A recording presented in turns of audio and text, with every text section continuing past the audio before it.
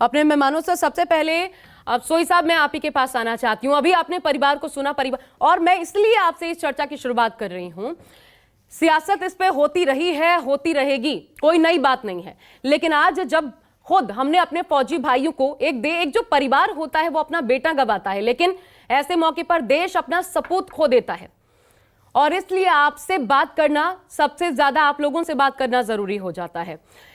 आखिर कब तक, सवाल यही है कि ये कब तक होता रहेगा? 3 दिन 60 घंटे से ज्यादा का वक्त अब हो रहा है। आप आवाज सुन पा रहे हैं? आप तक आवाज जा रही है सोई साहब? जी जी जी। 60 घंटे से ज्यादा का वक्त अब हो रहा है। 2 आतंकी हम कह रहे हैं और अभी तक इनको न्यूट्रलाइज नहीं किया जा सका है, और हम हमारे 5 जवानों की शहादत दे चुके हैं। ये कब तक होता रहेगा और क्यों होना चाहिए? जी देखिए आशा जी, मैं सबसे पहले ये कहूँगा कि मैंने कई ऑपरेशंस किए हैं जम्मू एंड कश्मीर में, मेरी 7 पोस्टिंग्स रही हैं।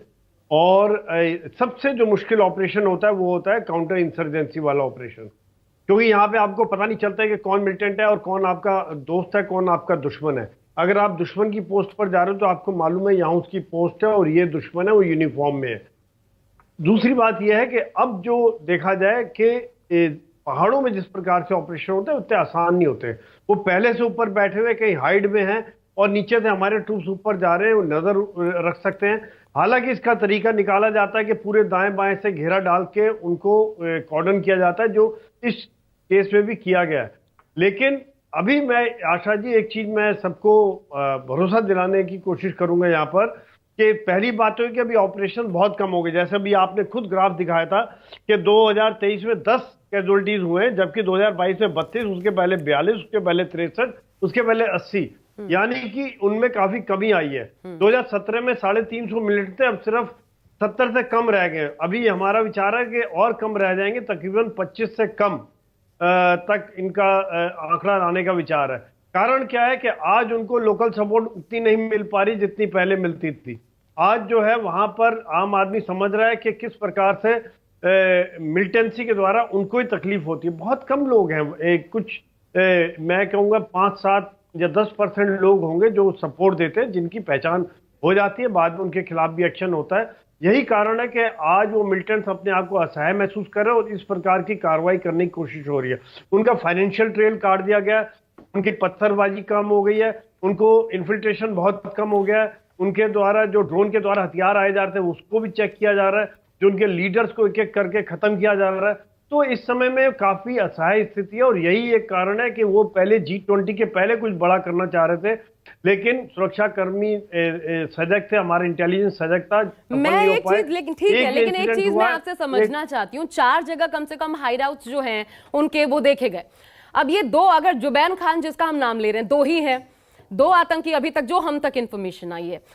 2 आतंकी कितना गोला बारूद हथियार कैरी कर सकते हैं अपने साथ कि एक जगह से दूसरी जगह, दूसरी से तीसरी, तीसरी चौथी, चौथी से 5वीं जगह उस पूरे जंगल को, क्योंकि वो खाक, उस पूरे जंगल की खाक छान चुके हैं, इतना गोला बारूद लेकर के 2 आतंकी इधर से उधर मूवमेंट अपना कर रहे हैं। और पिछले 3 दिन से, और हमें जो लॉस हो रहा है अभी तक, क्या इसको टैकल किए जाने का या इनको जल्द से जल्द न्यूट्रलाइज किए जाने का दूसरे तरीके नहीं है? जो अभी रॉकेट से हमले किए जा रहे हैं वो पहले क्यों नहीं आजमाए जाते? क्योंकि नुकसान तो बड़ा है देश का।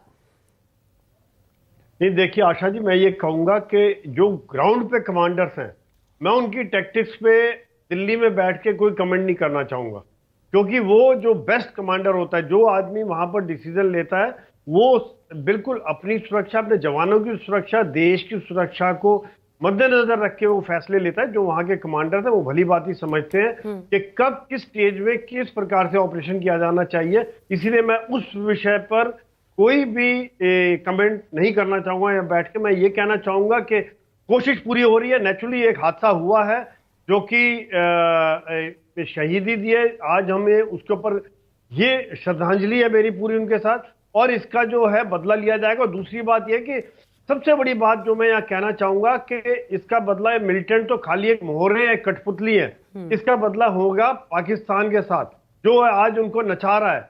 वहां पर जो अगर प्रेशर पड़ता है, वहां अगर उनको इतना महंगा महसूस होगा, वही एक सही तरीका है इनको हैंडल करने का। ये एक लोकल है, और दूसरा जो बदला उनको शायद पाकिस्तान को पता नहीं चलेगा कि किस प्रकार की कार्रवाई हमने की, मतलब एक और सर्जिकल स्ट्राइक का वक्त आ गया है, इस तरीके से कदम बढ़ाया जाना चाहिए। लेकिन